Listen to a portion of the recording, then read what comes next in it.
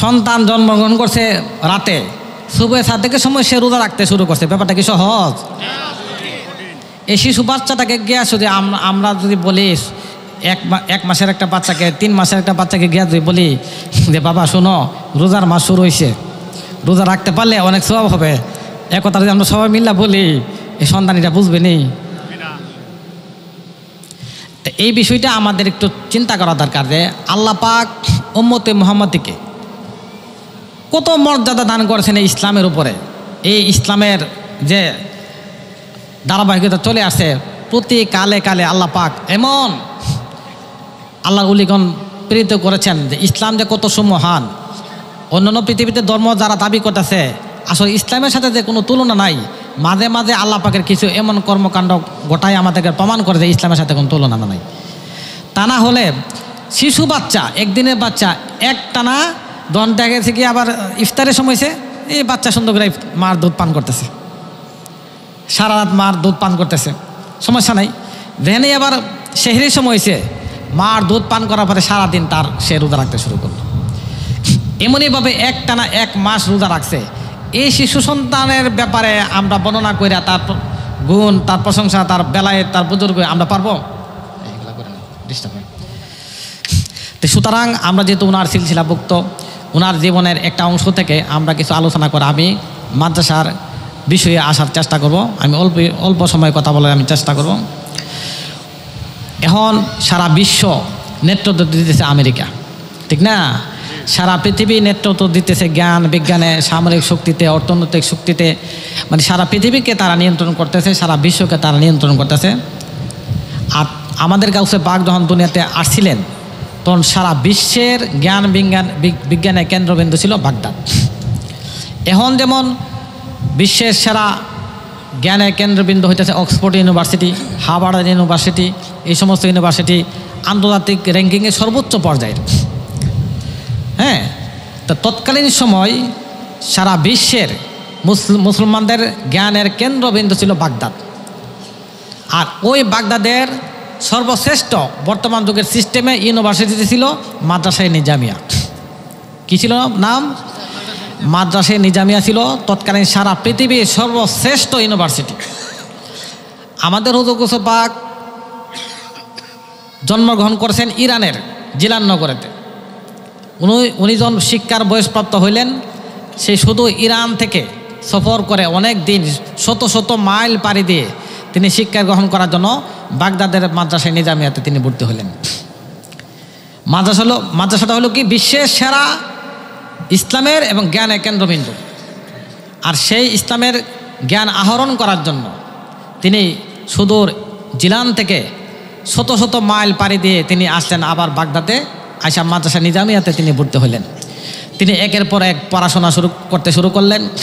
উনি মাদ্রাসার সর্বোচ্চ সনদ তিনি হাসিল করলেন। যে পাঠ্য যে পুস্তকগুলা বিভিন্ন পাঠ্য পুস্তক থাকে, উনি সর্বোচ্চ নাম্বার পায়া উনি 1 থেকে শুরু করে আস্তে আস্তে উনি মানে এই মাদ্রাসার সর্বোচ্চ যে সনদ হাসিল করা, যেমন এখন বর্তমান কামিল হলো আমাদের বাংলাদেশের আলিয়া মাদ্রাসার সবচেয়ে বড় মানে সর্বোচ্চ মাপের একটা মানে শিক্ষার মাস্টার্সের একটা ডিগ্রি। তো তৎকালীন যুগের উনি সর্বোচ্চ মাপের উনি যখন ডিগ্রি নিলেন, তখন মাদ্রাসার পক্ষ হইতে সকল শিক্ষকবৃন্দ ওনাকে একটা বিদায়ী সংবর্ধনা অনুষ্ঠানের আয়োজন করলেন। ওনাকে যখন সার্টিফিকেট মানে বিদায়ী সার্টিফিকেট দিতেছেন, তো যেহেতু ভার্সিটি হতেছে বিশ্বের সেরা ভার্সিটি, তো ওই ভার্সিটির শিক্ষক মণ্ডলী কি সেরা না? তাদের সাথে কোনো তুলনা আছে? বিশ্ব সেরা শিক্ষকবৃন্দ মণ্ডলী, সমস্ত শিক্ষক মণ্ডলী ওনাকে সামনে রাখিয়া তারা যে প্রশংসা বাণী বললেন, তার সারমর্ম হইতেছে এই: সকল শিক্ষক মণ্ডলী এক হইয়া এক বাক্যে বলতেছেন, হে আব্দুল কাদের জিলানী, তুমি আমাদের মাদ্রাসার মধ্যে ক্লাস 1 থেকে লেখাপড়া করতে করতে করতে করতে তুমি আজকে সর্বোচ্চ মাপের সনদ নিতেছো, তোমাকে আমরা সর্বোচ্চ মাপের সনদ দিতেছি। মুক্ত কণ্ঠে আমরা স্বীকার করি তোমাকে আল্লাহ পাক যে জ্ঞান, যে ইলম দান করেছেন, যদিও তুমি আমাদের ছাত্র হিসাবে আমাদের কাছ থেকে সার্টিফিকেট নিতেছো, কিন্তু আমরা সবাই শিক্ষকবৃন্দ মুক্ত মনে একথা স্বীকার করিতেছে, প্রকৃতপক্ষে তুমিই শিক্ষক, আমরা হলাম তোমার ছাত্র। তাহলে ছাত্র হিসেবে তিনি কেমন ছিলেন? এলমে দিন সম্পর্কে, এলমে শরীয়ত সম্পর্কে জানার কোনো বাকি আর আছে? আর বাকি নাই। এলমে দিন সম্পর্কে, এলমে শরীয়ত সম্পর্কে, ফিকহ সম্পর্কে ওনার মতো পাণ্ডিত্য, ওনার মতো আলেম বিশ্বের আর তখন আর কেউ ছিল না। উনি যখন এই সার্টিফিকেট নিয়ে বাড়িতে আসলেন, মানে ওনার এই বাগদাতি রইলেন, তখন উনি ভাবলেন যে আমি তো মাদ্রাসার সর্বোচ্চ শিক্ষা অর্জন করেছি, কিন্তু এটা দিয়ে আমার প্রাণের যে তৃষ্ণা, আমার আধ্যাত্মিক যে তৃষ্ণা, এটা আমার মিটতেছে না। আমাকে সেই আউলিয়া কেরামগণের মতো সাধনা করে দুনিয়াতে তাকে এলমে বেলায়েত এবং বেলায়েতে শক্তির, বেলায়েতে যে মর্যাদা আমাকে হাসিল করতে হবে। এটা কোথায় পাবো? সেটা তো মাদ্রাসাতে পাওয়া যাবে না। তারপরে উনি কামালিয়াত হাসিল করার জন্য, বেলায়েতকে হাসিল করার জন্য, আল্লাহর সাথে রুহানি সম্পর্ক তৈরি করার জন্য উনি বায়াত নিলেন হযরত হাজা মুবারক মাকদুমি রহমতুল্লাহ আলাইহি। ওনার কাছে উনি বায়াত হইলেন, মুরিদ হইলেন। পীর মুর্শিদের কাছে বায়াত হওয়ার পর পীর মুর্শিদের নির্দেশে তিনি চলে গেলেন ইরাকের গভীর জঙ্গলের মধ্যে। কথাগুলো বুঝতেছেন তো আপনারা? কারণ যেহেতু আপনারা তরিকতপন্থী মানুষ এবং এখানে এই এলাকার সর্বোচ্চ পর্যায়ে গণ্যমান্য ব্যক্তিবর্গ এখানে উপস্থিত আছেন, এবং আমাদের চিলকোট গ্রামের সর্বোচ্চ পর্যায়ের উচ্চ পর্যায়ের গণ্যমান্য ব্যক্তিবর্গ এখানে উপস্থিত আছেন। অনেক উলামায়ে কেরামগণ এখানে আছেন, তালেব এলেম ছাত্রগণ আছেন। আবার এখানের মধ্যে আমাদের অনেক মানুষ আছে, যদিও তারা সরল, কিন্তু তরিকতের দিক দিয়ে তারা অনেক জ্ঞানী। সুতরাং আজকের যে আলোচনা যদি আমরা সুন্দর করে শুনতে পারি, মনে হয় আমাদের জন্য ভালো লাগবে। উনি চলে গেলেন কোথায়? গভীর জঙ্গলে তিনি চলে গেলেন। সেখানে হুজুর গাউসে পাক বলতেছেন, আমি যখন মাদ্রাসা শিক্ষা আমার শেষ হলো, তখন আমি মারিফতের শিক্ষা, এলমে মারিফত হাসিল করার জন্য আমি চলে গেলাম কোথায়? গভীর জঙ্গলের মধ্যে। ওখানে গিয়ে আমি একনিষ্ঠভাবে আমি ইবাদত করতে শুরু করলাম, সাধনা করতে শুরু করলাম, রিয়াজত করতে শুরু করলাম। দিন কি রাত কি সেটা আমি মনে করতাম না। দিন আমি মনে করি নাই, রাতকে আমি রাত মনে করি নাই। একটা রাত 24 ঘন্টা আমি সাধনা করতে শুরু করলাম। উনি বলতেছেন ওখানে তো কোনো খাবারের ব্যবস্থা নাই। যখন হুদার যন্ত্রণায় আমি আর টিকতে পারতাম না, জীবনটাকে বাঁচানোর জন্য তৃষ্ণার্ত যখন আমি হয়ে পড়তাম, আমার গলাটাকে শুকিয়ে যখন বুক শুকিয়ে যাইতো, তখন হুদা মিটানোর জন্য, তৃষ্ণা মিটানোর জন্য আমি গাছের কুচি পাতাগুলা চিপাইয়া যে রসটুকু আছে, এই রসটুকু আমার দেহের ভিতর দিয়া কোনো মতো হুদা নিবারণ করতাম। কতটুকু কষ্টের ব্যাপার! উনি বলতেছেন এতই কষ্ট আমি করেছি, আমি যখন আল্লাহর প্রেমের দহন জ্বালায় যখন চিৎকার করতে শুরু করতাম, আমি পাগলের মতো দৌড়াইতে থাকতাম। তখন জঙ্গলের হিংস্র জানোয়ার যারা ছিল, বাঘ, সাপ বা এই হিংস্র জানোয়ার যারা আছে, মাংস পাইলে যারা খাবার হিসেবে গ্রহণ করে, এরকম শত শত জীব জানোয়ারগুলা আমি যখন চিৎকার করে কাঁদতে শুরু করতাম, তখন তারা সবাই দৌড়া আমার চতুর্পাশে দাঁড়ায়া তারা অবাক দৃষ্টিতে আমার দিকে তাকায় থাকতো। এখন আমাদের মতো মানুষকে বাঘে ফেলে সাবাই হাইতো না, সিংহ পাইলে কি সাবাই হাইতো না, সাপ পাইলে কি আমাদেরকে ধরবে না? তো তারা ধরে না কেন? কারণ তিনি আল্লাহর সাধনায় এত অবস্থানে গিয়ে পৌঁছাইছে, সৃষ্টির সাধ্য নাই তাকে স্পষ্ট করার। তিনি বলতেছেন আমি যখন কাঁদতে যখন বেকার হয়ে যেতাম, সবাই আমার দিকে দৌড়ে আসতো, আইসা আমার দিকে তাকায় থাকতো। আমি যখন আবার আল্লাহর প্রেমে হাঁটতে থাকতাম, আমার আপন মনে হাঁটতে থাকতাম, তখন আমার চতুর্পাশে সামনে পিছনে ডানে বামে শত শত জীব জানোয়ার আমার সাথে হাঁটতো। আমি যখন আবার তৃষ্ণার্ত হইয়া জীবন বাঁচাইতে পারিতেছি না, সেই অবস্থার মধ্যে আমি যখন আবার এই জঙ্গলের ভিতরে জলাধার আমি পানি পান করতাম, তখন আমার সাথে শত শত জীব জানোয়ার পানির সাথে পানি পান করতো, আমার সাথে পানি পান করতো। এইভাবে আমি কাটাতে শুরু করলাম, আর আমার জীবনটাকে আমি কুরবানি করে দিতে শুরু করলাম যে আল্লাহর সন্ধানের তরে। তিনি বলতেছেন, তো এই হুজুর গাউসে পাক বলতেছেন এই সময়কালের মধ্যে আমার উপরে অনেক বিপদ আপদ আসতো। এর মধ্যে যেমন একটা কথা উনি বলতেছেন যে একদিন উনি ওনার মুরিদানদেরকে মানে বাগদাদে আসার পরে উনি বলতেছেন যে একবার একটা ঘটনা হয়েছে কি, আমি গভীর জঙ্গল তো আমি নামাজে দাঁড়াইলাম, নামাজ পড়ব, তো সাধারণ মাটি নামাজ দাঁড়াইলাম। আমি যখন তাকবীর দিয়ে দাঁড়াইলাম, আমি সেজদাতে যাব, সূরা পড়তেছি সেজদার আগে, তখন দেখলাম গভীর জঙ্গল তো এক কুচকুচে লম্বা কালো এক সাপ, অজগর সাপ আমার সামনে দিয়ে পাতার উপর দিয়ে, মরা পাতার উপর দিয়ে আসতেছে। তো মরা পাতার উপর যে যেন বড় সাপ আসতেছে, পাতা হসহসি শব্দ করতেছে না, মসমসি হসহসি শব্দ করতেছে। আয়সা সেরা ঠিক উনি বলতেছেন যে আমি যেখানে নামাজ পড়তেছি আমার সামনে আয়সারা পেজ দিয়া সেরা বৈশা করে সুন্দর করে আমার দিকে তাকাইছে। তো কোনো মানুষ কি তখন স্থির থাকার কথা, বয়ে আসার কথা না? এটা তো সাধারণ বাড়ি না, এটা তো একটা জঙ্গল, বিষধর সাপ, তাকে ছুবল দিলে তো বাঁচবে না। তা আমি আপন মনে নামাজ পড়তে শুরু করলাম। নামাজ পড়ার পর যখন রুকুতে গেলাম, আমার রুকু দিকে সাপ ভাবতেছে যে এখন সে আমার উপরে তো মানে হয়তো আসতেছে, কারণ উনি যে সেজদা দিবে, রুকু সেজদা তো সে বোঝার কথা না। তো আমাদের গৌসে পাক বলতেছেন আমি যখন রুকুতে গেলাম তখন আমাকে দিকে সাপ, বড় বিষধর সাপ, তো এমনভাবে ফনা তুলছে যেন আমার আস্ত শরীরের ভিতরে চলে যাবে। আমি ভয় পাইলাম না, কেননা সে আল্লাহর সৃষ্টি, আমি আল্লাহর সৃষ্টি, আমি সৃষ্টির মধ্যে সেরা। আমি যদি তার গর্বে চলে যাই তাহলে আমি বুঝবো আল্লাহর ইচ্ছাটাই আমার এমন হইতেছে। আর যদি আল্লাহর ইচ্ছা না থাকে, সাপের সাধ্য নাই আমাকে কোনো কিছু করার। কত বড় শক্তিশালী ইমান, তাওয়াক্কুলটা কত বড়! শুনতে যত সহজ, বলতে যত সহজ, বাস্তবটা কত কঠিন, কঠিন না? এগুলা নিয়ে যদি আমি একটু কথা বলি, সবসময় একটা কথা মনে রাখবেন, আমরা তরিকতপন্থী লোক যারা আছি, যেমন আজকের কথাগুলো আমরা শুনতেছি না, অবসরসময় হইলে এগুলো নিয়ে ভাববেন। এই যে কোনো একটা ঘটনা বলতেছি, এটা নিয়ে ভাববেন। ভাবলে কি হবে? মনের ভিতরে একটা হালাত সৃষ্টি হবে। আমার ভিতরে, আপনার ভিতরে যদি আল্লাহর প্রেমের একটা হালাত সৃষ্টি না হয় তাহলে এবাদত করতে তো ভালো লাগতো না। আমি যদি এবাদত পরিমাণটা না বাড়াইতে পারি তাহলে তরিকতের উন্নতি করতে পারবো না, কামালিয়াতের উন্নতি করতে পারবো না, বেলায়েতের উন্নতি করতে পারবো না, পরকালের উন্নতি করতে পারবো না। এবাদতে তো করতে হবে।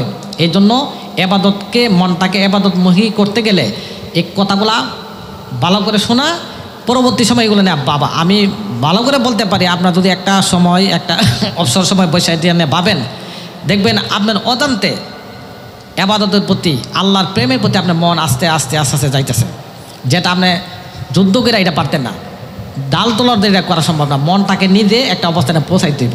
আল্লাহ তো রহমত লাগবেই, রহমত আমরা চাইবই, চেষ্টা করতে হবে। তিনি বলতেছেন যেই আমি সেজদাতে গেলাম, যাইতেছি, তখন এই যে বিষধর সাপ যখন এইভাবে হা করলেন, আমি আমার কল্লাটা ঠিক তার মুখের ভিতরে গিয়ে সেরা সেজদাতে গেল। উনি বলতেছেন যেই মাত্র আমার কল্লা সাপের গায়ে লাগা মাত্র সে উদ্দেশ্য হয়ে গেল। কি হয়েছে? সে নাই হয়ে গেছে। আমি যথারীতি নামাজ আদায় শেষ করলাম। এটা তো আমি কোনো মনেই করতেছি না। পরদিন যখন আমি আবার জঙ্গলের ভিতরে হাঁটতেছি, তখন দেখলাম একটা লম্বা লোক আমার সামনে দাঁড়াইছে। হ্যাঁ, তার চোখ গোল না, তার চোখ হলো অতি লম্বা লম্বা। বড় সাহেব বলতেছেন যখন দেখলাম তার চক্ষু দুটো লম্বা লম্বা, তখন বুঝলাম সে কোনো মানুষ না, সে একটা জিন। আমি সালাম দিলাম, সে সালামের জবাব দিল। তখন ওই ব্যক্তি বলতেছে হুজুর আপনি কি আমাকে চিনেছেন? বড় সাহেব বলতেছে তোমাকে তো আমি কোনোদিন চিনি না, তোমাকে তো আমি চিনি নাই। আমি গতকালকে আপনার সাথে একটা বেয়াদবি করেছিলাম, আজকে ক্ষমা চাইতে এসেছি আপনার কাছে। তুমি কি করেছো? গতকালকে যখন আপনি নামাজ পড়তেছিলেন, আপনার ইমানকে পরীক্ষা করার জন্য, আল্লাহর প্রতি আপনার ভরসা কতটুকু, এটাকে পরীক্ষা করার জন্য আমি তো জিন, সাপের রূপ দেয়া সেটা আপনাকে আমি পরীক্ষা করলাম। আমি আপনার কাছে এমনভাবে শিক্ষা পাইলাম যে আল্লাহর প্রতি ভরসা রাখা কাকে বলে, এটা আমি নিজে শিখলাম। সুতরাং যেহেতু আমি আপনার সাথে বেয়াদবি করেছি, আপনার কাছে আমি ক্ষমা চাইতেছি, আপনি আমাকে তওবা করান এবং আমাকে ক্ষমা করেন। হুজুর গৌসে পাক তাকে তওবা করলেন এবং ক্ষমা করে দিলেন। তো এটা একটা মজার ঘটনা না? তিনি জঙ্গলের ভিতরে কাজ করতেছেন। আরেকবার হয়েছে কি, উনি তখন আবার বাগদাতে আসলেন। আমি পরবর্তীতে আবার আপনাদের সিরিয়ালে আসবো, কথাটা বোঝাইতে গিয়ে বলতেছি। তিনি হানকা শরীফে বসা, হুজুর গৌসে পাক কোথায় বসা? হানকাতে। এক পাশে উনি যে মাদ্রাসার, যে পরবর্তীতে আমি বলবো হাজার হাজার ছাত্র, এরা কিন্তু তৎকালীন যুগের বড় বড় কিন্তু মুহাদ্দিস, মুফতি, মুফাসসির। এক পাশে হলো হাজার হাজার আলেমে দিন, আর ঠিক আরেক পাশে হাজার হাজার আউলিয়া কেরামগণ, যারা সাধনা বদনা করে আল্লাহর ইবাদতবন্দি করতে করতে তারা উলিত্য হাসিল করেছে। একদিক দিয়ে আলেম উলামায়ে কেরামগণ, আরেক পাশে মাশায়েখে কেরামগণ। হুজুর গৌসে পাক তাদেরকে গুরুত্বপূর্ণ কথা বলতেছেন, আর তারা সবাই আপনারা কথা শুনছেন মনোযোগ সহকারে, হুজুর গৌসে পাকের কথা শুনতেছেন। ঠিক অবস্থার মধ্যে ওনার গৌসে পাকের যেখানে ওনার হানকা উপর হলো মনে করেন চালা, এই উপরে জীর্ণ শীর্ণ চালা, কথা উনি বলতেছেন। তারা দুই পক্ষে সবাই শুনতেছে, হঠাৎ করে দেখা গেল উপর একটা কি যেন আওয়াজ হইতেছে। এটা যদি মনে করেন সোনের চাল থাকে, সোনের চালের উপর যে কিছু হুসি শব্দ হয়, তাহলে আপনারা সবাই তাকাইতেন না? তো সবাই তাকাইতেছে যে হুজুর বসা, হুজুর কথা বলতেছে, আমরা কথা শুনতেছি, উপর থেকে কি একটা আওয়াজ যেন হইতেছে। হঠাৎ করে দেখা গেল কি ওই বাঙ্গা একটা জায়গা দিয়া এক বড় সরব কালো এবং চিকন পিচ দৌড় এক সাপ কুণ্ডলি পাকের অবস্থা দ্রম করে নিচে পড়ছে। সাপ যখন আয়া বাঙ্গা নিচে পড়ছে, ওলামা কেরামগঞ্জ যারা ছিল তারা দৌড়তে দৌড়তে সব যাইতেছে। মাসাকে কেরামগঞ্জ যারা ছিল সব শেষ, কেউ নাই, একজনও নাই। কি হয়েছে? কেউ নাই। অতি দূরে গিয়া দেখতেছে যে আরে সাপ যে দিকে আমরা ফলাই ফেললাম, আমরা হুজুরকে অত ভালোবাসি, এই বিপদের মধ্যে হুজুরকে রেখে যে আমরা ফলাই ফেলাম, এটা করলাম কি? সাপ হইবা হুজুর কি করতেছে দেখার জন্য তাফাত থেকে এরা এই লম্বা করে। আর এদিকে কি হয়েছে? তিনি বসা, কি একেবারে বসা, নিশ্চিন্ত রূপে বসা। সাপ করছে কি ওনাকে ফেসাইতে একেবারে গিরা করা মাথা উপর দিয়ে আইসিরা এখন ওনার সামনে জিবলা বলাইতেছে। তো অনেকক্ষণ থাকার পরে সাপ আবার কুণ্ডল পাকেনে সাইরা দিয়ে আসিরা নিজে চলে গেল। যেই সাপ চলে গেল সব হন দৌড়াইছে, আলেমারে দৌড়াইছে, আর যারা মাসাকে কেরামগঞ্জ আউলিয়া কেরামগঞ্জ বা সব দৌড়াইছে। আইসা বলতেছে হুজুর কথা সাপ যে এইটা করলো বা আপনার সাথে দেখলাম সাপ অনেকক্ষণ জিবলা লড়ায়, সাপ কি বললো? তো বলতেছে শোনো, তোমরা তখন সাপ যখন উপর থেকে পড়ছে তোমরা তো দৌড়াই গেলা গা। সাপ আমাকে কুণ্ডল পাকাইয়া সাপ আমাকে বলতেছে যে হুজুর, আমি আপনাকে এই হালাতে যে অবস্থায় আপনার অন্তরটা আমি পরীক্ষা করেছি, মানে আমি দেখলাম আপনার ভিতর এবং বাহির, মানে বাহিরেও এবং ভিতরে আপনি একই বরাবর, মানে আপনাকে আপনার যে সৃষ্টিকে বই পান না, সৃষ্টি কাউকে আপনি বই পান না, এটা আমি মার্ক করছি আপনার ভিতরে এবং বাহির এক বরাবর। আমি এমনইভাবে অনেক সাধক মহাসাধককে পরীক্ষা করেছি যে তাদের আল্লাহর প্রতি তাদের ভয় বিশ্বাস কতটুকু। তবে আমি আপনাকে কথা বলতেছি, আমি কাউকে পেয়েছি এ অবস্থায় যে বাহিরে ডরাইছে না, কিন্তু অন্তর দিয়ে একটু ডরাইছে। আবার কিছু লোকের পাইছি ভিতরের দেখছি কলজেছি আমার সিটি হয়ে ডরে, তো বাহিরে তা বোঝাইছে না। ঠিক আছে, বুঝছেন আপনারা? একদলে দেখছি কি পাইছে কি তারা ভিতরে বই পাইছে না, কিন্তু বাহিরে বই পাইছে। আবার এক শ্রেণীকে পাইছে কি তারা বাহিরে দেখাইছে যে না আমি ডরে না, আমি আল্লাহ ছাড়া কাউরে বই পাই না, আমি ডরে না, কিন্তু ভিতর দিয়ে ঠিক হই কলজা চিত্তাছে। আমি অনেকক্ষণ আপনার কাছে অবস্থান করে আপনাকে আমি যাচাই করে দেখলাম, আমার জীবনে এই প্রথম দেখলাম যে ভিতর এবং বাহির একমাত্র আপনি। আপনার তুলনা একমাত্র আপনি, আপনার তুলনা আর কেউ নাই। তো এইভাবে যখন উনি সাধনা বদনায় জঙ্গলের ভিতরে করতে করতে একটানা 25 বছর পর্যন্ত, কতদিন পর্যন্ত একটা মানুষের জীবনে বাঁচে কত বছর? একটানা 25 বছর পর্যন্ত গভীর জঙ্গলের ভিতরে তিনি সাধনা করতে করতে করতে করতে তিনি কামালিয়াতে শেষ প্রান্তে আসলেন, প্রায় শেষের দিকে। ওই সময় হঠাৎ করে উনি বলতেছেন, আমাদের গাউসে পাক বলতেছেন যে আমি হাঁটতেছি, এক জায়গায় গিয়ে দেখলাম গভীর জঙ্গল, তো মানুষের কোনো চিহ্ন নাই। উনি বলতেছেন, আমাদের বড় সাহেব বলতেছেন যে এই 25 বছর পর্যন্ত আমি জঙ্গলে কাটাইলাম, এই 25 বছরের ভিতরে আমি মানুষের কোনো চিহ্ন আমি দেখি নাই। তো বলেন তো 25 বছরের ভিতরে যে জঙ্গলের মধ্যে কোনো মানুষের চিহ্ন পাওয়া যায় নাই, তাহলে জঙ্গলটা কেমন গভীর জঙ্গল? উনি বলতেছেন হঠাৎ করে আমি দেখতে পেলাম একটা যুবক, কিন্তু সে রোগাক্রান্ত, হতবিক্ষত, বিভিন্ন রোগে আক্রান্ত, মৃত্যু পথযাত্রী, মুমূর্ষ অবস্থায়। আমাকে দেখার পরে ওই যুবক এই অবস্থা আমাদের বলতেছেন যে হে আপনি আমাকে ধরুন। তো এই মানে মৃত্যু পথযাত্রীকে এই অবস্থা আমি দেখার পরে আমি অবাক হইলাম, এ গভীর জঙ্গলে এই যুবক কোথায় থেকে আসলো?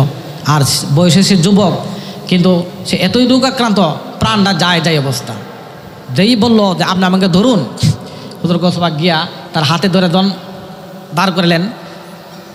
হুজুর বলতেছেন যে আমি আশ্চর্য হয়ে গেছি যে আমার হাতের স্পর্শ লাগা মাত্র ওই যুবকটা সম্পূর্ণ একেবারেই সুস্থ হয়ে গেছে। তার মধ্যে কোনো যন্ত্রণা বা রোগাক্রান্ত কিচ্ছু নাই, একদম পরিষ্কার। এটা তো আরেকটা অবাক কথা, আমার হাতে ছোঁয়া লাগলো, মুমূর্ষ যাত্রী একটা রোগী হাতের ছোঁয়া লাগা মাত্র একেবারেই সুস্থ। আমি অবাক হলাম। আমি বললাম আপনি কে? তখন ওই যুবক বলতেছে আমি হইলাম ইসলাম। কি? আমি হইলাম ইসলাম। আপনি গভীর জঙ্গলে ইবাদতে রত, কিন্তু মুসলমানদের মধ্যে বিভিন্ন দলে ফেরকায়ে বিভিন্ন মাসালে মানে দল বিদল হইতে হইতে ইসলামটা ধ্বংস হওয়ার পথে, ইসলাম প্রায় মৃত্যুপথ যাত্রী। আমি একটা মানবের আকারে আপনার কাছে আসলাম। আল্লাহ পাক অচিরেই আপনাকে এমন একটা দায়িত্ব দান করবেন, আপনার হাত ধরে আমি আবার নতুন করে জিন্দা হব। আপনার লক্ষ্য আল্লাহ পাক রাখবেন মহিউদ্দিন জিলানী। 25 বছর জন প্রায় শেষের দিকে, তখন আল্লাহ পাকের পক্ষ হইতে তিনি এলহাম প্রাপ্ত হইলেন, হে আব্দুল কাদের জিলানী, তোমার জীবনে যে স্বপ্ন, তোমার জীবনে যে সাধনা, কামালিয়াতের আউলিয়া কেরাম মানে সর্বোচ্চ যে পদ তোমাকে আমি দান করলাম। তোমার সাধনা শেষ হয়েছে, এখন তুমি নতুন করে বাগদাদে চলে যাও, ওখানে ইসলামের খেদমত করতে থাকো। উনি বাগদাদে আসলেন। আসার পর আগে ছিলেন শিক্ষা জীবন ছিল এক হালাত, জঙ্গলের ভিতর ছিলেন আরেক হালাত। আবার যখন নতুন করে 25 বছর পরে বাগদাদে আসলেন, তখন উনি আয়সা দেখলেন আরেক হালাত। হ্যাঁ, দেখলেন ইসলাম বিভিন্ন মতবাদে আক্রান্ত হয়ে ইসলামটা ধ্বংসের পথে। যেহেতু আল্লাহ পাকের হুকুম, উনি বাগদাদে আসলেন। একদিন হুজুর গোসবক বলতেছেন যে আমি শুয়ে রয়েছি, ঘুমিয়ে আসি, নবীজি স্বপ্ন আসলেন, বলতেছেন আব্দুল কাদের জিলানী তুমি বক্তৃতা দান করো। তখন বলতেছে আমি তো আজমি, আমি তো ইরানি, আরবি ভাষায় আমি যদি বলতে চাই তাহলে আরবেরা কষ্ট পায় বা আরবেরা কি আমার কথা শুনবে? তখন বলতেছেন তুমি হা করো। বড় শব্দ মুখ খা করলেন, তখন নবীজি একটু থুতু দিলেন। থুতু নিক্ষেপ করার পরে বলছেন তুমি মুখ চাপাইছে। তখন থেকে এলমে লাদুন্নির যে ফুয়ারা, এলমে বেলায়েতের যে ফুয়ারা জারি হয়ে গেল। তখন থেকে উনি ইসলামের খেদমত করতে শুরু করলেন। যে কথাটা আমি বোঝানোর জন্য এই পিছনে গেলাম, এখন আমি আপনাদের কাছে আসল কথাটা আনতেছি। এই মৃত বা ইসলামটাকে আবার জিন্দা করার জন্য তিনি কি করলেন, কি পদ্ধতি ব্যবহার করলেন? এর মধ্যে কয়েকটা পদ্ধতি তিনি ব্যবহার করলেন। উনি প্রথমত যেমন আপনার ভাষণ দিতেন। তিনি কেমন ভাষণ দিতেন? হুজুর গৌস পাক যখন ভাষণ দিতেন, ওনার ভাষণ শোনার জন্য লক্ষ লোক জমায়েত হইতো। এখন আমি কথা বলতেছি মাইকের মাধ্যমে, ঠিক না? ওই প্রান্তে যারা দাঁড়ায় আছে তারা আমার কথা শুনতে পারতেছে। এবার এই মাইকটা যদি না থাকে, আমি কথা বললে আপনারা কয়েকজন শুনবেন, ওই প্রান্তের লোকগুলা শুনবে না। কিন্তু আল্লাহ পাকে এমন ওনাকে বেলায়েতি শক্তি দান করছেন যে লক্ষ লক্ষ মানুষ ওনার বক্তব্য শোনার জন্য চাতক পাখির মতো অপেক্ষা করে থাকত। এমন হয়তো হুজুর গৌস পাক কথা বলতেছেন, কথা শব্দমালা শেষ প্রান্তের ব্যক্তিটি পর্যন্ত একেবারে নিরে শুনতে পারত। আমি এখানে কথা বললে স্বাভাবিকভাবে উনি যে যতটুকু শুনবে, লক্ষ লক্ষ মানুষের শেষ প্রান্ত যে ব্যক্তিরা দাঁড়ায় কথা শুনতো, তিনি সমপরিমাণ শুনতে পাইত। উনি যখন বক্তব্য রাখতেন, বক্তব্যটাকে নোট করার জন্য 400 আলেম কথাগুলো মনোযোগ সহকারে শোনার চেষ্টা করেন। ঘুমাইলে তার হইতো না, আমার সামনে তো একবার ঘুমাইতেছে, তো হইব কেমনে? ঘুমাইলে হইতো না। 400 আলেম তার টেবিল চেনে বসা থাকতো। হুজুর গৌস পাক ভাষণ দিতেছে, তারা লিপিবদ্ধ করতো। কতজন? 400 আলম দুয়াত কলম নিয়ে বসা থাকতো। তখন তো দুয়াত কলম ছিল, নিয়ে বসা থাকতো। গৌস পাক কি বলতেছেন তারা নোট করতো, কারণ তিনি কথা কিয়ামত পর্যন্ত আল্লাহ পাক পৌঁছায় দেবেন, প্রয়োজন আছে। উনি যখন কথা বলতেন তখন মানুষের বারুদ থাকে না, মেসের মধ্যে বারুদ থাকে না, এখন মেসে কাঠি আছে, বারুদ আছে, আগুন জ্বলব, বারুদ আছে, কাঠি আছে, কাঠি যখন গোসা দেবে তখন এটা আগুনের সৃষ্টি হবে, ঠিক নেই? প্রতিটা মুমিনের কলবের মধ্যে আল্লাহর প্রেম দেওয়া আছে, ইশকে মারিফত দেওয়া আছে। হুজুর গৌস পাক যখন কথা বলতেন, ওনার কথার মালার সাথে রুহানি ফায়েজ তাওয়াজ্জু এইভাবে বিতরণ হইতো যে বলা হইতো যেদিন মানুষ মারা যাইতো না, মানে একটা চিৎকার দিয়ে মানুষ মারা যাইতো। উনি কথা বলতেছেন, যে মোকাম তার যে পয়েন্টটা পাওয়া দরকার, যে মোকামে আছে তার যে ফায়েজটা পাওয়ার দরকার, যে মোকাম আছে তার যে বেলাতে শক্তির দরকার, উনি ট্রান্সফার করতেছে, সেটা সহ্য করতে না পারে শত লোক মারা যাইতো। ইতিহাসে পাওয়া যায় হুজুর গৌস পাক সপ্তাহে 3 দিন বক্তৃতা দিত, লক্ষ লক্ষ মানুষের সমাবেশ হইত। আর এক শ্রেণীর লোকের দায়িত্ব ছিল যে মানুষ তো মারা যাবে, কিতাবে আসছে যেদিন মানুষ মারা যাইতো না সেই দিনও 40 জনের উপরে মানুষ মারা যাইতো। তাদের দায়িত্ব ছিল লাশগুলা একত্রিত কইরা তাদের লাশগুলাকে বিতরণ করে বাড়িতে পাঠানোর জন্য। কেমন ইসলামের জন্য কেমন খেদমত করছে। আবার উনি কিতাব লিখত, ফতুহুল গয়ব, ফতুহুল রাব্বানি, সিরুল আসরার, গুনিয়াতুত তালিবিন কিতাবগুলো যদি আপনি মনোযোগ দিয়ে পড়েন, এখনও আপনার টকবক করবে, আপনার সিনার মধ্যে একটা টকবক অবস্থা সৃষ্টি হবে, একটা জ্বালা যন্ত্রণা সৃষ্টি হবে। উনি কিতাব লিখছেন কার জন্য? আমাদের জন্য, ইসলামকে সঠিক পথে নিয়ে আসার জন্য, আমাদেরকে সঠিক পথে রাখার জন্য। তারপরে কি করতেন? আপনার শুক্রবার, তিনি শুক্রবারে খুতবা দিতেন। উনি যখন প্রথম মাদ্রাসাতে পড়তেন, এই মাদ্রাসার নাম ছিল মাদ্রাসায়ে নিজামিয়া। উনি যখন আবার পীরানি পীরের দায়িত্ব পাইলেন, পীর মুর্শিদের দায়িত্ব পাইলেন, যে কথাটা আমি আপনাদের কাছে আনতে চাইতেছি, উনি যখন আবার মুরিদের দায়িত্ব পাইলেন, মুরিদ করতে শুরু করলেন, তখন উনার দরবার মধ্যে উনি আরেকটা আলাদা করে মাদ্রাসা নির্মাণ করলেন। মাদ্রাসার নাম হলো মাদ্রাসায়ে কাদেরিয়া। এই মাদ্রাসার মধ্যে হুজুর গৌস পাক প্রিন্সিপালের দায়িত্ব নিলেন। উনি যখন মাদ্রাসা নির্মাণ করলেন, প্রিন্সিপালের দায়িত্ব নিলেন, তখন দেশ বিদেশ থেকে হাজার হাজার ছাত্র এখানে থাকিয়া লেখাপড়া করতো। ওনার কাছ থেকে এলমে দিনের তালিম নিতেন, উনি করতেন। এখন আমি যে কথা আপনাদের কাছে আনতে চাইতেছি, ইসলামটাকে সঠিক পথে নিয়ে আসার জন্য যে কয়েকটা পদ্ধতি তিনি করলেন, যে কয়েকটা পদ্ধতি উনি ব্যবহার করলেন, এর মধ্যে কী হলো? কিতাব লেখনি, ফতোয়া দেওয়া, হ্যাঁ, ওয়াজ করা, মুরিদদেরকে মুরিদ করা, তালিম তরবিয়তের মাধ্যমে আল্লাহওয়ালা বানানো। কি করার জন্য? আল্লাহওয়ালা বানানো। একটা মানুষ বয়াত গ্রহণ করার পরে, তওবা করার পরে, বয়াত গ্রহণ করার পরে তাকে আল্লাহওয়ালা বানানোর কাজ হলো মুর্শিদের কাজ, ঠিক নেই? মুরিদ হওয়ার উদ্দেশ্য থাকতে হবে, আমি ওনার হাতে পায়ে দিলাম আমি আল্লাহওয়ালা হওয়ার জন্য, তাই না? তো উনি এইভাবে হাজার হাজার ওনার মুরিদ ছিল, প্রত্যেকে উনি বেলাতে ভালো মোকাম উনি পৌঁছাই দিয়েছেন ওনার মেহনত দ্বারা এবং তাদের রিয়াজত সাধনার দ্বারা। তো এইভাবে উনি কাজ করেছেন, মাদ্রাসা নির্মাণ করেছেন, মাদ্রাসার মধ্যে উনি আবার প্রিন্সিপালের দায়িত্ব নিয়েছেন। এখন আমাদের যে ব্যাপারটা আমি আনতে চাইতেছি, বাংলাদেশে তো ওখানে পীর আউলিয়ার অভাব নাই, উলামায়ে কেরামগণের অভাব নাই। আমার প্রশ্ন হলো, এই বাংলাদেশের মধ্যে আউলিয়া কেরামগণ ইসলাম আনছে, যে আউলিয়া কেরামগণ ইসলাম আনছে, সহিবাদ ভিত্তিক ইসলাম, তাসাউফ ভিত্তিক ইসলামের মাধ্যমে আমাদের বাংলাদেশে ইসলাম আসছে। হয়তো শাহজালাল মুজাদ্দিদ ইয়ামিনী, উনি কি আল্লাহর ওলি ছিলেন না? উনি কত বড় আল্লাহর ওলি হলে বাংলার সম্রাটের দায়িত্ব পাইলেন। বাড়ি ছিল তিনি ইরান, ইসলাম কায়েম করার জন্য ইরান থেকে পায়ে হাইটটা উনি বাংলাদেশে আসে আজকে ইসলাম কায়েম করলেন। হযরত হাজামুদ্দিন চিশতি, উনি জন্মগ্রহণ করেছেন ইরান। উনি নবীর নির্দেশে ইসলাম কায়েম করার জন্য আরবের রাষ্ট্রের উপর দিয়া মরুভূমি পার হইয়া বৃদ্ধকালে উনি ভারতে আসলেন, প্রথমে দিল্লিতে আসলেন, আজমির শরীফে আসলেন। উনি ওনার জীবনকালে 90 লক্ষ হিন্দুকে মুসলমান করেছেন। যে আউলিয়া কেরামগণের মাধ্যমে, সিলসিলার মাধ্যমে ইসলাম আসছে, সেই ইসলামটা আজকে আমাদের হাতছাড়া কেন হবে?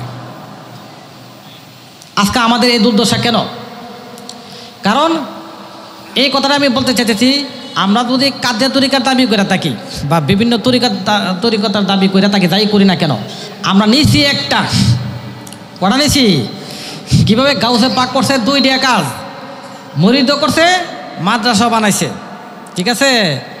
মুরিদও করছে, মাদ্রাসা বানাইছে। মুরিদের মাধ্যমে এক সিস্টেমে আল্লাহওয়ালা বানাইছে, আবার মাদ্রাসার মাধ্যমে ইসলামটাকে সঠিক পথে রাখার জন্য, ইসলামের সঠিক আকীদাটাকে ঠিক রাখার জন্য, ইসলামের সঠিক মতবাদটাকে ঠিক রাখার জন্য উনি মেহনত করছেন। কিসের মাধ্যমে? মাদ্রাসার মাধ্যমে। 2টা জিনিস যখন এক কইরা কাজ করলেন, সত্যিকার ইসলামটা সারা বিশ্বে ছড়াই গেল। আর আমরা যখন মতলবের মধ্যে গেলাম গাউস পাককে ভালোবাসতেছি, হাজামুদ্দিন চিশতিকে ভালোবাসতেছি, আউলিয়া কেরামগণকে ভালোবাসতেছি, ঠিক আছে, কিন্তু নিলাম কোনটা? পিরানিরা নিলাম। কোনটা নিলাম? পিরানিরা নিলাম, যাতে সহজে নগদ যাতে পকেটে আসে, বুঝিনি? আর যে মাদ্রাসা বানানোর যে জিনিসটা, এটা আমরা ছাইরা দিলাম, যার ফলে একটা রাখছি একটা ছাড়ছি। পিরানি বাজার খুব গরম সারা বাংলাদেশ, কিন্তু দিল্লি তো নামতেছে, অপমানায় নামতেছে, সাহস করে কথা বলার মতো পরিবেশ নেই। কেন? তোমাদের অবস্থা হওয়ার কারণ কি? এমন তো হওয়ার কথা না। তোমাদেরকে যে সিস্টেম শিখা দিয়ে গেছেন হুজুর গৌস পাক, তোমরা একটা রাখলা, একটা ছাড়লা কেন? উনি পিরানি পীর, পৃথিবীতে যত পীর আসবে সকলে হলো তিনি পীর। হ্যাঁ, উনি হইলেন বড় পীর। পৃথিবীর কোনো ব্যক্তি বলতে পারবে যে আমি বড় পীর? কইতার কোন জায়গা জানেননি? ওনার ভিতরে 2-3টা মুরিদ বেক করতে হয়, কইতার আমি বড় পীর, কিন্তু মাডন আইয়া গেছিরা বাজারও গিয়ে কথা কইতো না যে আমি বড় পীর, কইতাব। তাহলে তিনি কেমন? আজকে 850 বছর হয়ে গেছেন, উনি আরাম ফরমাইতেছেন, ইসলামের জন্য কোরবানি দিয়ে গেছেন। ফলে আজ 850 বছর পরও কোনো আলেমের পক্ষে সম্ভব না আমি বড় পীর, আমি পিরানি পীর, সাহস আছে? সাহস থাকবে না। বললে বেলাতে শক্তিটা চিনে নেই বোগা আল্লাহ পাক। কারণ তিনি সাধন বদন কইরা এবাদত বন্দিগের মাধ্যমে উনি বুঝে শূন্য আল্লাহ হয়েছে। আর আমরা হুদা কিতাব পড়া আমল না করে আল্লাহ সাহায্যি, ঠিক না? তো এই জন্য বলতেছি হুজুর গৌস পাক আমাদেরকে শিক্ষা দিয়ে গেছেন মুরিদের পাশাপাশি মাদ্রাসা থাকতে হবে, হানকার পাশাপাশি মাদ্রাসা থাকতে হবে, দরবার পাশাপাশি মাদ্রাসা থাকতে হবে, আউলিয়া কারামগণের মাজারের পাশাপাশি মাদ্রাসা থাকতে হবে। কারণ যদি মাদ্রাসা থাকে আলেম তৈরি হয় তো মাজারের মধ্যে অনাচার হইতে পারবে না, মাজারের মধ্যে সেজদা দিতে পারবে না, মাজারের মধ্যে গান গাইতে পারবে না, মাজারের মধ্যে বেড়াবেড়ি নাচতে পারবে না, সুরতের বিরুদ্ধে কাজ চলতে পারবে না। এই জন্য মাজারের পাশে সুন্নি মাদ্রাসা হইতে হইব। দেখা গেছে কি সব ঠিক আছে, মাদ্রাসার কথা বললে পিসাবর আর বুঝতে রাজি না, কারণ তার পকেট থেকে টাকা দিয়ে মাদ্রাসা বানাইতে হবে, তার তো অনেক ব্যবসার দরকার। যার অন্তরের মধ্যে ব্যবসার মনোবৃত্তি আছে তার হাতে বয়াত হলে কামালিয়াত কোনোদিন কারো আসবে না, কারণ তার নিজেরই তো কামালিয়াত নাই, ঠিক নি কথা? আর হলো কি বক্তা যারা আছে আপনারা জানবেন বাংলাদেশের মধ্যে এমন বক্তা আছে এক রাতে 1 লাখ টাকা রুজি করণ লাগে তারা। এমনও নাকি বক্তা আছে মিনিটে বলে নাকি কত টাকা দিতে হয়, মিনিটের হিসাবে, ঘন্টা না মানে মিনিট হিসাবে। 45 মিনিট হলে 45 মিনিট হলে 45,000 টাকা, 50 মিনিট হলে 50,000 টাকা, 60 মিনিট হলে 60,000 টাকা। আবার আমরা তো বেকলের দল, আমরা শুনি যারা আছি এরা তো আবেগে, এটা কোনো দোষ না, আমাদের অন্তরের মধ্যে নবীর প্রেম আল্লাহ দিয়া রাখছে, ঠিক নেই? যার ফলে আমরা আবেগ প্রবণ, আমরা সুফিবাদী, আমরা তাসাউফপন্থী, আমরা সরল মনা, যার ফলে দেখা গেছে কি আমরা নিয়ে আর ব্যবসা করতে সহজ হয়ে গেছে। দেখা গেছে কি আমরা লক্ষ লক্ষ টাকা দিয়ে তাদেরকে ওয়াজ করাইতেছি, কিন্তু বলেন তো এই যে বড় বড় মৌলবীরা ওয়াজ করতেছে আর নিজের বাড়ির কোনো মাদ্রাসা আসেনি? আছে অল্প, কিন্তু নাম বললে আমরা কলঙ্কিত হইব, হিতানো কলঙ্কিত হইব, নাম কইতাম না। আনলে 1 লাখ টাকা দিতে হইব, কিন্তু তার বাদ গিয়ে দেন একটা মাদ্রাসা নাই। এমন বহু আলেম আছে, আসেনি? মাদ্রাসা নাই। তাহলে কেন? টাকা খরচ করে মাদ্রাসা করতে তারা রাজি না। আরে আমি অনেক আলেমের সাথে বলছি, আরে একটা জিনিস আপনি বোঝেন, এই যে এখন আলেমের কত সম্মান, কত মর্যাদা। এই যে আপনারা ওয়াজ করতে যাইতেছেন, কি খাবার আপনাদেরকে হইতেছে, কি সেবা যত্ন করতেছে, কি সম্মান করতেছে। আবার যখন ওয়াজ শেষ করে বাড়িতে যান মানে কি বান্ডেলে বান্ডেল টাকা দেওয়া দিতেছে। আচ্ছা বলেন তো কোনো ব্যক্তি যদি মাদ্রাসা না বানাইতো আর আপনার আব্বা আম্মা যদি আপনার মাদ্রাসাতে না পড়াইতো তাহলে এই সম্মানটা কি আপনি পাইতেন? তাহলে 2টা জিনিস আমরা শিখলাম, কোনো না কোনো ব্যক্তি একটা মাদ্রাসা বানার লাগছে, ফলে কোনো না কোনো ব্যক্তির পিতা মাতা তারে মাদ্রাসাতে ভর্তি করাইছে, ফলে সে আলেম হইয়া আজকে অনেক কিছু হয়েছে। যদি কোনো ব্যক্তি মাদ্রাসা না বানাইতো তো তাই কেউ আলেম হইতো? অথবা মাদ্রাসা কোনো ব্যক্তি বানাইছে ঠিক, কিন্তু তার মা বাবা যদি মাদ্রাসা না পড়াইতো তাহলে কি তার আলেম হইতো? তুমি তো 2 প্রকারের ঋণী মানুষের কাছে, সমাজের কাছে। কার কাছে ঋণী? যারা মাদ্রাসা বানাইছে তার কাছে তুমি ঋণী, তোমার পিতা মাতার কাছে তুমি ঋণী। তোমার পিতা মাতা তোমাকে অন্য লাইনে না পড়ায় মাদ্রাসাতে পড়াইছে, ফলে তুমি বড় আলেম হইছো, আজকে এত সম্মান অধিকারে তুমি হইলা। আবার দেখেছে কি যদি অবস্থা ভালো তাই না, আপনার এবাদত আছে কিনা, মানে আমল আছে কিনা, কামালে হাসিল হয়েছে কিনা, বেলাতে হাসিল হয়েছে কিনা, এটা খবর নাই, আপনি পীর হয়ে গেছেন। দেখা গেছে ওখানে প্রচুর টাকার ইনকামের ব্যবস্থা হয়ে গেছে। তবে এটার কি একটা নতিজা কি আইতো না? একটা ফল কি একদিন আসবে না? অবশ্যই আসবে। আল্লাহ নেই বিচারক, প্রত্যেকের পাই তো পাই হিসাব আল্লাহ পাক নেবেন। তোমাকে যে দায়িত্ব দিয়েছি, কর্তব্য দিয়েছি, তুমি যথাযথভাবে পালন করছো কিনা। যদি কইরা থাকো তাহলে তোমাকে আরো সম্মানজনক অবস্থানে তোমাকে জান্নাতে আল্লাহ পাক দান করবে। আর তুমি যদি তোমার দায়িত্ব সঠিকভাবে পালন করে না থাকো তাহলে তোমাকে জাহান্নামে আগুনের মধ্যে জ্বালানো হইব। এই জন্য বলেছে জাহান্নাম যে সবাই আল্লাহকে ভয় পায়, জাহান্নাম যখন উদ্বোধন করবো কারে দিয়ে সর্বপ্রথম উদ্বোধন করবো বলেন তো? একদল আলেম দিয়া, একদল মাওলানা দিয়া জাহান্নামের আল্লাহ পাক সাইড করব। এটাতে কি বোঝাইছে? এরা জাহান্নামে লাগতেই চুলা তো চালু করবো, হনে ওইটা তো জাল দিতে হইব। তখন সর্বপ্রথম আমরা সাধারণ মানুষ নিত না, যারা আলেম ওলামা তাদেরকে দিয়ে আগে আগুনটারে সাইড করবো। যে তোমরা দুনিয়াতে এত সাদ করছিলা, কিন্তু ইসলামের হেদমতের নাম দিয়া ইসলামকে শোষণ করে হাইছো। এই জন্য আমার কথা থাকবে আপনাদের উদ্দেশ্যে, এখন থেকে আমরা যারা আছি, আমরা যদি পরিবর্তন না হই সমাজের পরিবর্তন আসবে না। আগে আমরা পরিবর্তন হইতেইব। যে সমস্ত আলেমারা মাদ্রাসা নাই এদেরকে আমাদের দাওয়াত আর না করা উচিত। যে সমস্ত পিসাবরা মাদ্রাসা বানাইছে না তাদেরকেও আমাদের বয়কট করা উচিত। এমন অনেক পিসাবরা আছে শত শত কানি জমি কিনা গেছে, কোটি কোটি টাকার সম্পত্তি করে দিয়ে গেছে। আমি কিন্তু প্রায়ই বলি, আরে আপনারা হাদিয়া দেন, হাদিয়া দেওয়া সুন্নত, নেওয়া সুন্নত, সমস্যার কোনো কারণ নাই, কিন্তু তাই নিয়ে টাকা টোকা নিয়ে এসে ইসলামের কিছু হেদমত করে কিনা। মাদ্রাসা দেখবেন অনেক বাংলাদেশেও এখনও জাতীয় পর্যায়ে অনেক দরবার আছে, আপনি আশ্চর্য হয়ে যাবেন, অনেক কিছু আছে, কিন্তু মাদ্রাসা নাই। কেন? আউলিয়া কেরামগণ তো আসছে মানুষকে ইসলামের দিকে নিয়ে আসার জন্য, এবং ইসলামের দিকে নিয়ে আসার জন্য তরিকতার পাশাপাশি দিনের শিক্ষা দেওয়ার জন্য মাদ্রাসা সিস্টেম আগেকার বুজুর্গানে দিন চালু করে গেছে, পালন করে গেছে, দেখাই দিয়ে গেছে। এখন একটা রাখছেন, একটা ছাড়লেন কেন? এই জন্য আমাদের উচিত যে সমস্ত আলেমারা মাদ্রাসা বানাইতেছে না এদেরকে আমাদের ঘৃণা করা উচিত, লজ্জা করা উচিত। আর যে সমস্ত পিসাবরা মাদ্রাসা বানাইতেছে না তাদেরকেও আমাদের বয়কট করা উচিত। এই জন্য আমি বলতে চাই যে দুই প্রকারের লোককে যদি আপনারা ঠিক মতো মেডিসিন দিতে পারেন তো বাংলাদেশে সুন্নি জামাতের জোয়ার আসবে ইনশাআল্লাহ। ঠিক আছে না? আপনি ইচ্ছা করলে একটা মাদ্রাসা বানাইতে পারতেন না, কিন্তু যে হিসাবে আমার অতলা মুরিদ আল্লাহ দরবারে ইবাদতের মাধ্যমে মর্যাদা হাসিল করতে হবে। আপনার 50 লাখ মুরিদ এই বলে আল্লাহ দরবারে আপনার মর্যাদা পারবে না। মুরিদ দিয়া পিসাবের কামেল হাসিল হবে না। মুর্শিদ কামেল হলে, বেলাতে হলে তার ফয়েজ দ্বারা, বরকত দ্বারা, তালিম তারকের দ্বারা মুরিদ উপকার হবে। কিন্তু কোনো ব্যক্তি যদি মনে করে মুরিদ দ্বারা আমি উপকৃত হব, সে কোনো পীরই না। এই জন্য আমাদের উচিত তাদেরকে বয়কট করা না। তার বাড়িতে আমরা যে এই যে হাদিয়া দিতেছি, এত কিছু করতেছি, তার দ্বারা ইসলামের হেদমত হচ্ছে কিনা? কী ধরনের হেদমত? ওয়াজ করতেছি, ওয়াজ তো অহন একটা কী কইতাম, ওয়াজ করতেছেন, ইসলামের হেদমত করতেছেন ঠিক, কিন্তু এটা একটা প্রতারণা। কেন প্রতারণা? আপনি যদি ওয়াজ করেন মানুষকে ভালো হওয়ার জন্য, তো ভালো হওয়ার একটা ফ্যাক্টরি আপনি কেন বানান না? ঠিক নেই কথাটা? আপনি মুরিদ করতেছেন কেন? মানুষকে আল্লাহওয়ালা বানানোর জন্য। ঠিক আছে, ভালো কথা, তার ইসলাম ধ্বংস হয়ে যাইতেছে। আলেম নাই আমাদের, আলেম তৈরি করার জন্য যে মাদ্রাসা বানানো, এটা আপনি কেন বানান না? আপনি ওয়াজ করতেছেন কেন?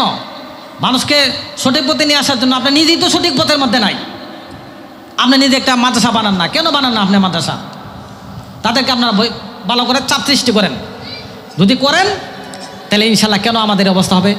এই দেশ আমাদের, আউলিয়া কেরামগণ ইসলাম আইনা দিয়ে গেছে। আমরা আউলিয়া কেরামগণের সিলসিলা সন্তান না?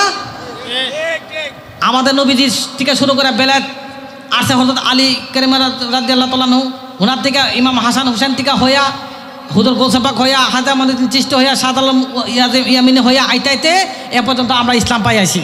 আমাদের যে সিলসিলাটা আউলিয়া কেরামগণের পর আউলিয়া কেরামগণ, আউলিয়া কেরামগণের পর আউলিয়া কেরামগণ হইতে হইতে নবীজি পর্যন্ত গেছে। নবীর নির্দেশে, আল্লাহ নির্দেশে এই আউলিয়া কেরামগণ, যে দেশে ধর্ম নাই, ইসলাম নাই, সে না ইসলাম কায়েম করছে, রাষ্ট্র, ইসলামী রাষ্ট্র কায়েম করছে। তা আমাদের আকাবিরগণ একটা রাষ্ট্র চেঞ্জ করে ফেলছে, সে আকাবিরগণের সন্তান আমরা হয়ে আজকে আমাদের কেন এই দুর্দশা? আচ্ছা, দেখা গেছে কি অনেক জায়গা আছে মাহফিল করতে গেলে বই মাহফিল করতে পারে না। আরও অনেক নানা সমস্যা আছে, এগুলো বললে লজ্জার কথা, বুঝলেন? আমি নাম বলবো না, বাংলাদেশের বলতে গেলে 1, 2, 3 জনের মতো একজন আলেম, অনেক বড় আলেম, আমার সামনে বসায় আমি বলছি, দেখেন একটা জিনিস চিন্তা করেন আপনারা, কি যে কমি আকিদার যে সমস্ত আলেম ওলামা কেরামগণ, তার সারাদিন এক একটা মাদ্রাসার মাঝে হাত, কথা বলতে ভালো লাগতেছে তো কথাগুলা? কারণ আমরা যদি সচেতন না হই তাহলে পরিবর্তন আসবে না। এই জন্য আমরা সচেতন আগে হইতে হইব। চিন্তা করেন, আমি তাদেরকে বললাম, নাম বলবো না, আমার সামনে বসান, বলছি আচ্ছা একটা জিনিস চিন্তা করেন তো আপনি বলেন, এই যে কমি মাদ্রাসাতে ওলামা কেরামগণ আছে, হ্যাঁ, তারা সারাদিন মাদ্রাসার মধ্যে তারা শিক্ষকতা করতেছে। এক একটা মাদ্রাসার মধ্যে 500, 700, 5000, 10,000 করে ছাত্র। মাদ্রাসার কার্যক্রম শেষ, বিকালের পরে তারা প্রস্তুতি নিয়ে রাতের বেলা আবার তাফসীর মাহফিল করতেছে, ওয়াজ মাহফিল করতেছে, মানুষকে ইসলামের তালিম দিতেছে। আমার মাহফিল শেষ, গাড়ি নিয়ে আবার তারা কোথায় যাচ্ছে? মাদ্রাসাতে যাইতেছে, যেখানে শত শত হাজার হাজার আলেম ওলামারা বিচরণ করতেছে। কথা বোঝেন? আর আপনার অবস্থা কি? আপনারা ফাগরি সাগরে ফইরা সুরের মতো গাড়িতে উঠটা কোনো মতো গিয়া সে এক জায়গায় মেজে ওয়াজের মেজে, আমার সাথে আর তুলনা কার আছে? আকারে বড় অনেক কিছু বাসন টাসন দিয়ে সেটা হাজার হাজার মানুষের মধ্যে অনেক কিছু করলেন। বাইতেছে কিভাবে? চোরের মতো। কিভাবে? আমরা তানের কথা কইতেছি, আমরা তানের কথা কইতেছি, আমরা তানের কথা কইতেছি, আমরা যারা নামদারি শুননি তাদের কথা বলতেছি। এই প্রতারকগুলাকে বলতেছি চোরের মতো বাইর হয়ে আসেন, ওয়াদের মাহফিলের মধ্যে লাখ লাখ টাকা ইনকাম করেন, আবার রাতের বেলা চোরের মতো গিয়ে গরমের দিকে রুমের মধ্যে ঘুমাই থাকেন, সারাদিন ঘুমান, আবার বিকালবেলা আস্তে আস্তে আবার শুরু করেন দান্দাবাজি করার জন্য, আবার ওয়াজ মাহফিল করার জন্য।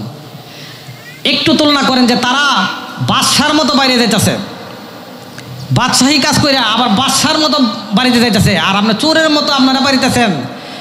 একটা জায়গা গিয়া ফুল্লা ফাইভ পাওয়া করে অনেক কিছু হয়ে যাইতেছেন গা, আবার মাহফিলে পরে চোরের মতো বাড়িতে যাইতেছেন, জায়গা জায়গা ফিরতেছে মানুষে। লজ্জা করে না আপনাদের? কিন্তু হলে কি হবে? তারা মনে পরিবর্তন হয় না, কারণ কি তারা টাকার দান্দায় এমন পাগল হয়ে গেছে, এ সমস্ত লজ্জা দিলেও তারা শুনতে রাজি না। এই জন্য আমাদের উচিত যে এই সমস্ত আলেমদেরকে দাওয়াত করবেন যারা আমল করে, আমলদার যিনি তার কথা শুনলে আমল আমাদের হবে। যে আমল করে না তার কথা শুনলে এটা একটা আবেগ সৃষ্টি হয় কতক্ষণের জন্য, কিন্তু এটা আমাদের অন্তরে কাজ করে না। করবে যে সমস্ত আলেমারা দেখবেন, অনেক আলেমারা 5 ওয়াক্ত নামাজ ঠিক মতো পড়ে না। কিভাবে পড়ে না? যেমন মনে করেন বিকালবেলা বাড়ি গেছে, গাড়ি উঠে গেছে, গাড়ি তো চলতে আছে, গাড়ি তো চলতে আছে, আসর আদান দিছে, তার তো প্রোগ্রাম সিলেট যাইতেই হোক, তার তো প্রোগ্রাম ঢাকাতে যাইতে হবে যশোর, নাম যদি নামাজ পড়ি তো আমার সময় হইতো না, আমার তো 3টা প্রোগ্রাম করতে হবে, কারণ একটা প্রোগ্রামের মধ্যে 50,000 টাকা, দ্বিতীয় প্রোগ্রামের মধ্যে 40,000 টাকা, 3 নম্বর প্রোগ্রাম করতে পারলে তো অন্তত না হলে তো 10-15,000 টাকা। সামারা শরীর একটা আছে না, সামারা শরীর হলো কি, সামার গরু সিলাইতেছে, অন্তর গরু মরা গরু আপনার দেখেন না, আগে মরা গরু সিলাইতেছে, সামার তাড়াতাড়ি সিলাইতেছে, আর ছাই আছে দেখে আর সামার নেয় পরে। যদি সামারের নিয়ম হলো কোনটা, গরু মরা গরু সিলাইয়া শেষ, একটু বাকি রয়েছে, আরেক সামার যে কোনো মতে তাফার থেকে ধরতেছে না, কিন্তু সাক্কোটা যদি ফালাই দিতেছে তাহলে তার শরিক হয়ে গেল। কি হয়েছে? তারা বলে সামাইরা শরিক, তখন হইল কি তারও এটাতে অংশ দিয়ে তৈব, কারণ কি সে সামিল হয়েছে। ফার্স্ট মাহফিলটা যেটা করছে তো গর্জিয়াস মাহফিল, 50,000 টাকা। দ্বিতীয় মাহফিলে যেন গেছে, যাইতে যাইতে তো মানুষ কিছু কাল ছেলে গেছে গা, এর ধরুন তারা 30,000 টাকা দিল। আর লাস্টে যেটা আছে মাহফিলটা ভাঙিয়া যাইতেছে গা, মানুষ আর নাই, মনে কর মঞ্চটা আছে, এই সময় গিয়ে তাই উঠবো, হুজুর আইসে, হুজুর হে আর হালিয়াতে বেঁধে দেওয়া দেব, ওয়াজ না কথা তো 10,000 টাকা দেওয়া দরকার, এগুলো সামাইরা শরীর। ঠিক আছে? যে কথা বলতেছিলাম আমরা, এই মন নির্লজ্জ আমাদের অবস্থা, যে এই জন্য বলতেছি আপনারা কিতাবি আলেমদেরকে দাওয়াত করেন।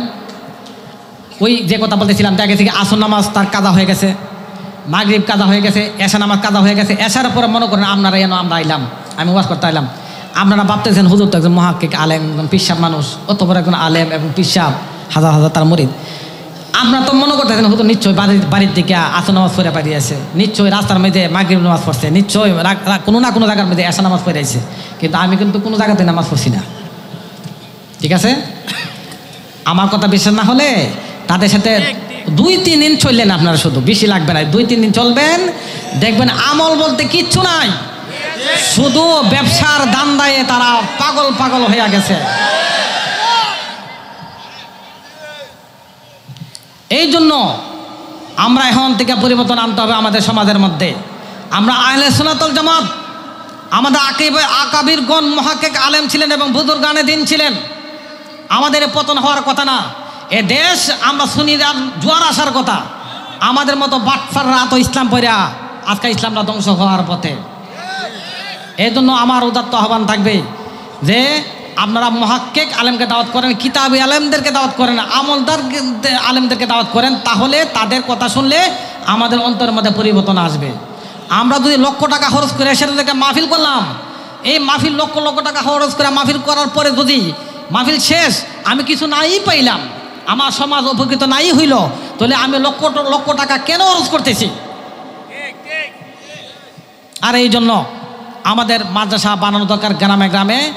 আর প্রত্যেক পিসাবদেরকে, এই যে কথা বলতেছিলাম, আমাদের বাংলাদেশের সমস্ত পিসাবরা যদি প্রতি দরবারে হানকায় যদি মাদ্রাসা বানাই, মাজার শরীফের পাশে মাদ্রাসা বানাই, আমাদের উলামায়ে কেরামগণ যদি মাদ্রাসা বানাই, ইনশাল্লাহ আবার আগের যে হালাত, গাউসে পাকের দিক নির্দেশিত যে ইসলাম, গাউসে পাক যেভাবে ইসলামের খেদমত করে গিয়েছেন, সেই ইসলামটা আবার আসবে, সাথে বাদশাহীও আমাদের হাতে আসবে। ইতিহাস প্রমাণ করে হুজুর গৌসে পাক এত সম্মান মর্যাদা উনি বুক করে গেছেন ওনার জীবনকালে।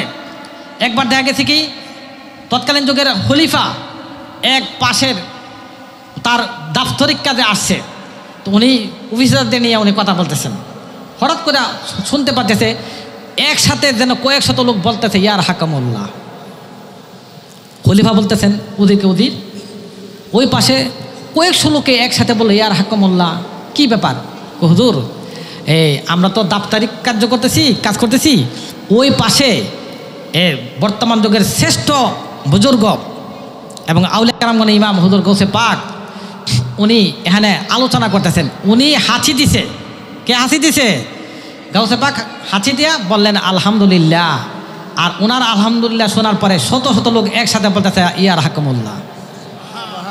তাহলে কতজনের তিনি ছিলেন? ইতিহাস বলতেছে ওনাকে আল্লাহ পাক এত ইজ্জত সম্মান দান করেছেন। ঐতিহাসিকরা বলতেছে যে শুধু নিছক ইসলামের জন্য, ইসলামের স্বার্থে এত মর্যাদা পৃথিবীর ইতিহাসে আল্লাহ পাক কাউকে দান করেন নাই। হুজুর গৌসে পাক আল্লাহ পাক সেই মর্যাদা দান করেছেন। মর্যাদা কি এখানে শেষ নাকি মর্যাদা শুরু হবে? কিয়ামতে পরে মর্যাদা শুধু শুরু হবে। এত কষ্ট করছে কি দুনিয়ার জন্য না, তাদের এক কষ্ট পরকালের বাদশাহীর জন্য। ওই বাদশাহী আমরা দেখে অবাক হয়ে যাবো, কিরে এই সুযোগ তো আল্লাহ আমাদেরকে দিয়েছিল, আমরা কেন করলাম না? তাই না? যাই হোক, আমি কথা শেষের দিকে নিয়ে আসি। আমরা মাদ্রাসা যারা করছি আপনাদেরকে বলতেছি, আপনারা নবী প্রেমিক, আমরা বিশ্বাস করি। তবে মাদ্রাসার মধ্যে দান হয়রাতের ব্যাপারটা আপনারা বাড়াই করবেন। জাকাতের একটা অংশ মাদ্রাসাতে দিবেন। আমি এটা কথাই আসে, আমি কিন্তু গালিগালাতে নিয়তে বলি না। অপরপক্ষে যারা আছে তারা আর মাদ্রাসা ডেভেলপ করার জন্য তাদের জাকাতের পুরো টাকাটাই কিন্তু তাদের মাদ্রাসা দিয়ে দিতেছে। বুঝতে পারতেছেন তো? অপরপক্ষ যারা আছে তাদের মাদ্রাসাগুলা ডেভেলপ করার জন্য কোটি কোটি টাকার জাকাত তারা কাউকে দেবে না, তারা তাদের মাদ্রাসার মধ্যে তারা দান করতেছে। কিন্তু আমাদের লোকগুলা দেখা গেছে কি এই ব্যাপারে আমরা অ্যাক্টিভ না। দেখা গেছে কি আমাদের লোকগুলো দেখা গেছে কি বাতিলে মাদ্রাসার টাকা দিতেছে, কিন্তু নিজের মাদ্রাসা দিতে রাজি না। এটারও চিন্তার পরিবর্তন আমাদের আনতে হইব। আরে মিয়া, তোমার সম্মানে তুমি যদি এক জায়গায় শোনো যে তোমার এক বেড়া এক বন্ধু তোমার সম্পর্ক, আরে হে আর কেউ দূরা জানে। এক মৌলবীর কথাই কই, এক মৌলবীর যদি হুজুর আপনাদের আরেক বেড়া কইছে যে আমরা এই লোক ইলারা কুদ্দুর এলেম কালাম আছে, দেখবেন কেমনে রাগিয়া ফাইটটা পড়ে। যে কোনো ব্যক্তি তার সম্মানের উপরে আঘাত আসলে কষ্ট পায় না? আল্লাহ প্রদত্ত যে সম্মান মর্যাদা আল্লাহ রাসূলকে দান করেছেন, এই সম্মান পাইয়া আল্লাহর নবীর যে সম্মান মর্যাদা আল্লাহ পাক দান করেছেন, এই সম্মান মর্যাদার পক্ষে আপনার কথা বলে কোনো মানুষ মনে কষ্ট পায় না? তো যারা মনে কষ্ট পায় এই জিনিসটা দৃষ্টি করলে নবীর মনে কষ্ট পায় না? পাই। যাক, ওই দিকে আমি যাইতে রাজি না। আমাদের উচিত মাদ্রাসা বানানো, মাদ্রাসার মধ্যে ছেলে মেয়ে, বারবার বলি